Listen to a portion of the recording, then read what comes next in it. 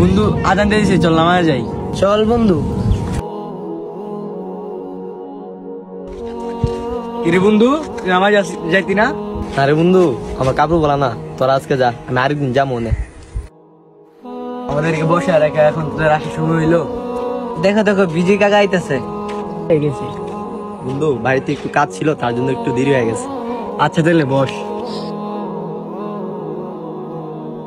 বন্ধু আসরের আজান পড়তে চল, সবাই নামাজে, নামাজ থেকে আসে ফুটবলের মনে। এখন তারা কি বলস?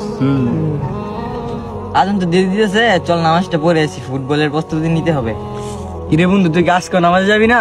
আরে বন্ধু তোরা যা, কয়েকদিন ধরে আমার শরীরটা ভালো লাগতেছে না। তোর কাপড় কোনো সময় ভালো থাকবে না, তোর শরীরও ভালো থাকবে না। চল।